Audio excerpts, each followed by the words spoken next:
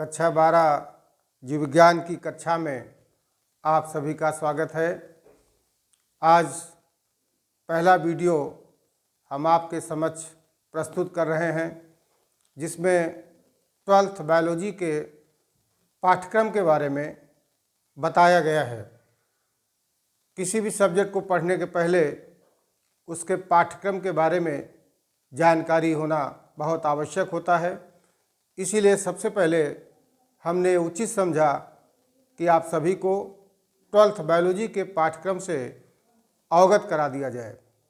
जैसा कि आप जानते हैं कि जो 12th का पाठ्यक्रम है अब वो NCERT पर आधारित है, अर्थात यूपी बोर्ड और CBSE बोर्ड के पाठ्यक्रम में कोई विशेष अंतर नहीं रह गया है। जहाँ तक कक्षा 12 जीव विज्ञान की बात है, जीव विज्ञान का केवल एक ही प्रश्न पत्र होता है। उसकी लिखित परीक्षा 70 मार्क्स और प्रयोगात्मक परीक्षा 30 मार्क्स की होती है। इस तरह से 100 मार्क्स 70 + 30 में डिवाइड होते हैं। थ्योरी में से आपको 70 में से 23 मार्क्स लाना अनिवार्य होता है। इसी प्रकार प्रैक्टिकल एग्जामिनेशन में 30 में से 10 मार्क्स लाना अनिवार्य होता है। इस प्रकार से 23 और +10 = 33 आउट ऑफ 100 में से 33 मार्क्स आवश्यक होते हैं। अर्थात थ्योरी और प्रैक्टिकल दोनों में अलग अलग पास होना आवश्यक होता है। सबसे पहले 12th बायोलॉजी के पाठ्यक्रम में हम ये जान लें कि 12th बायोलॉजी का सिलेबस कितनी यूनिट में बांटा गया है। तो आपके सामने नेम ऑफ यूनिट्स और उसके अंकभार को भी लिख दिया है। अंकभार इसलिए लिख दिया है जिससे कि आपको हर एक यूनिट के महत्व को समझ में आ जाए। उसका महत्व क्या है, महत्व उसके अंकभार पर ही निर्भर करता है। कुल मिलाकर के 12th बायोलॉजी में 5 यूनिट्स बनाई गई हैं। सबसे पहली यूनिट है जनन, रिप्रोडक्शन, और इसका अंक भार 14 मार्क्स का है। अंक भार का अर्थ होता है कि इस यूनिट में से जितने भी चैप्टर्स हैं उनमें से 14 मार्क के प्रश्न पूछे जा सकते हैं। दूसरी यूनिट का नाम है आनुवांशिकी और विकास, जेनेटिक्स एंड इवोल्यूशन।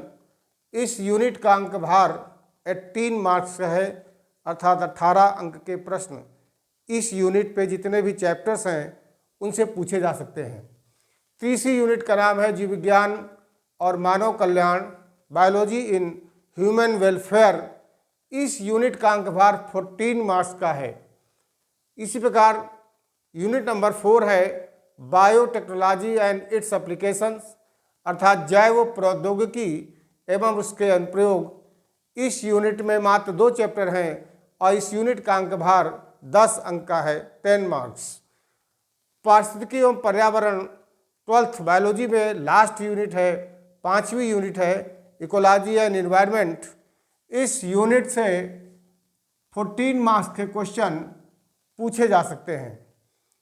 इस प्रकार से अगर अंक भार के आधार पर प्रत्येक यूनिट के महत्व को समझा जाए तो आनुवांशिकी और विकास, जिसका अंक भार 18 अंक है, ये भी महत्वपूर्ण है।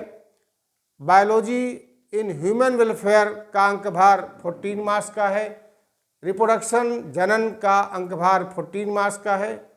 बायोलॉजी एंड एनवायरनमेंट का अंक भार 14 मार्क्स का है। सबसे कम अंक भार बायोटेक्नोलॉजी एंड इट्स एप्लीकेशन का है, लेकिन यह यूनिट काफ़ी महत्वपूर्ण है। टोटल अंक भार का टोटल किया जाए, पांचों यूनिट के अंक भार का टोटल किया जाए तो 70 मार्क्स होते हैं। इस प्रकार से 12th बायोलॉजी सिलेबस 5 यूनिट में डिवाइड है।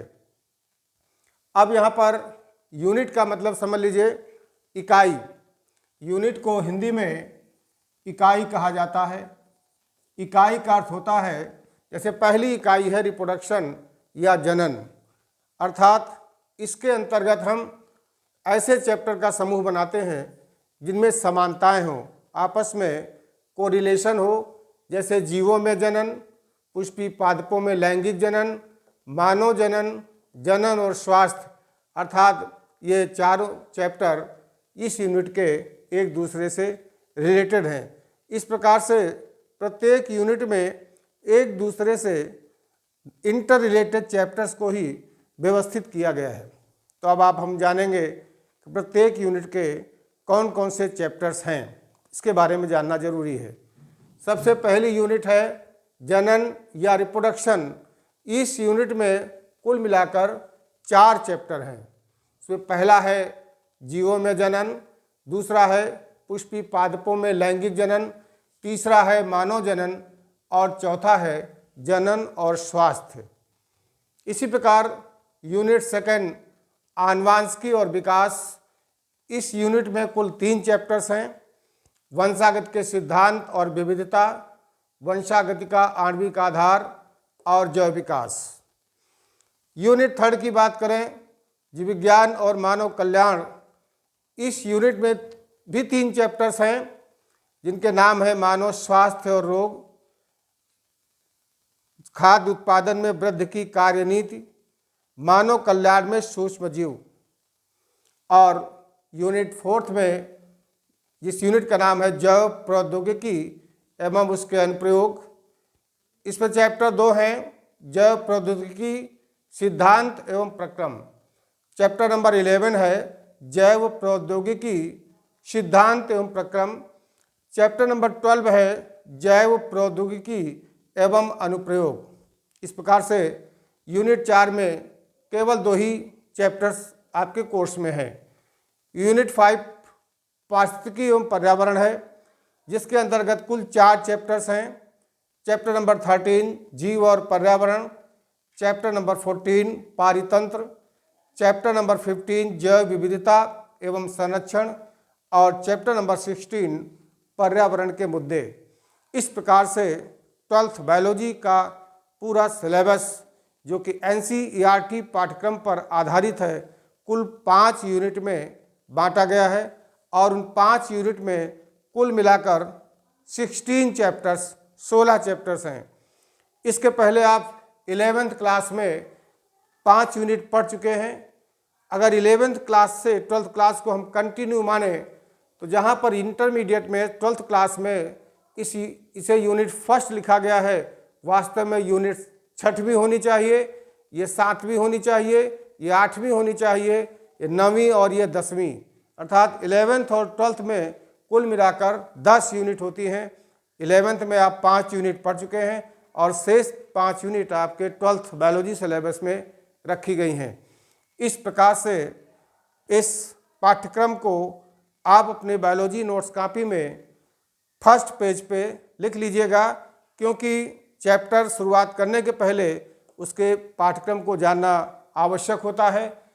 यूनिट के नाम लिखिएगा, किस यूनिट का कितना अंक भार है। अंक भार पता रहने से आपको प्रत्येक यूनिट के महत्व को समझ में आ जाता है कि कौन सी यूनिट कितनी महत्वपूर्ण है। वैसे तो पूरी यूनिट महत्वपूर्ण है, लेकिन जिनका अंक भार ज़्यादा है उनका महत्व ज़्यादा होता है।